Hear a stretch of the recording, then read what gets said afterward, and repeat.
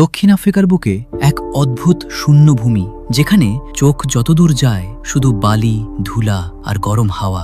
আজ আমরা একে চিনি সাহারা মরুভূমি নামে, পৃথিবীর সবচেয়ে বড় গরম মরুভূমি। কিন্তু আপনি কি জানেন, এই অসীম বালির নিচে লুকিয়ে আছে এক অকল্পনীয় ইতিহাস?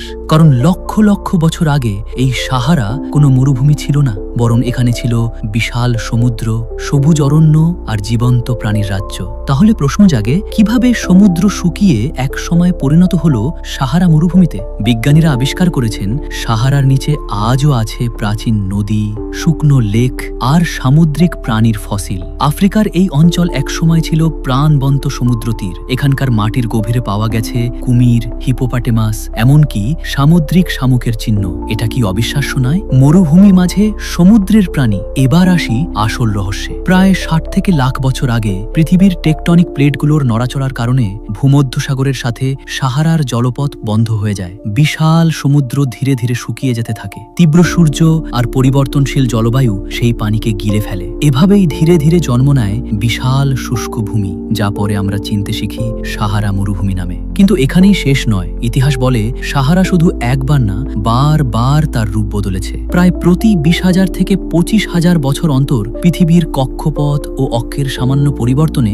সাহারায় শুরু হয়েছিল সবুজ বিপ্লব। বিশাল ঘাসের প্রান্তর, নদী নালা আর পশু পাখিতে ভরে উঠেছিল এই অঞ্চল। এই সময়টাকেই বলা হয় গ্রিন সাহারা পিরিয়ড। কল্পনা করুন, যেখানে আজ অসহনীয় তাপদাহ, সেখানে তখন মানুষ বসবাস করত, শিকার করত, এমনকি চাষাবাদও করত। ২০০৬ সালে নাসার স্যাটেলাইট চিত্রে ধরা পড়ে অবাক করা তথ্য, সাহারার বালির নিচে আছে বিশাল ভূগর্ভস্থ নদীর ধারা, যেটা প্রমাণ করে একসময় এখানে সমুদ্রই রাজত্ব করত। আরও অবাক করা বিষয় হলো, মরুভূমির ঠিক মাঝখানে পাওয়া গেছে প্রাচীন মাছ ধরা সরঞ্জাম, যা বলে দেয় মানুষ এই শুকনো বালির মধ্যে একসময় মাছ ধরত। কিন্তু কেন এই পরিবর্তন বারবার ঘটল? বিজ্ঞানীরা বলছেন, এর আসল কারণ পৃথিবীর সূক্ষ্ম কক্ষপথ পরিবর্তন। আমাদের গ্রহ যখন সূর্যের দিকে সামান্য ঝুঁকত, তখন উত্তর আফ্রিকায় শুরু হতো প্রবল বৃষ্টি, সাহারা হয়ে উঠত সবুজ। আর যখন সেই ঝোঁক বদলাতো, তখন আবার পানি শুকিয়ে যেত, শুরু হতো মরুভূমির রাজত্ব। যেন প্রকৃতি প্রতি কয়েক হাজার বছর অন্তর সাহারাকে নতুন রূপে সাজিয়ে তোলে। এখন প্রশ্ন হলো, ভবিষ্যতে কি সাহারা আবার সবুজ অরণ্যে ভরে উঠবে? বিজ্ঞানীরা বলছেন, পৃথিবীর কক্ষপথের পরিবর্তনের কারণে প্রায় ১০,০০০ বছর পরে সাহারায় আবার ফিরতে পারে বৃষ্টি,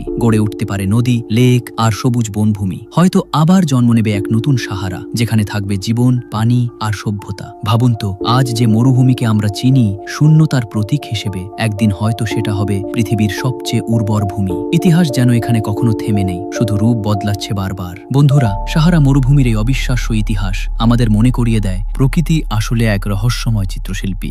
আজ যা আমরা মরুভূমি বলে ভাবছি, একসময় সেটা ছিল বিশাল সমুদ্র, আর ভবিষ্যতে আবার হয়তো সেটা হয়ে উঠবে সবুজ অরণ্য। এখন আমি জানতে চাই আপনার মতামত। আপনার কি মনে হয়, সাহারা আবার সবুজ অরণ্যে ভরে উঠতে পারে? নিচে কমেন্টে অবশ্যই লিখে জানান।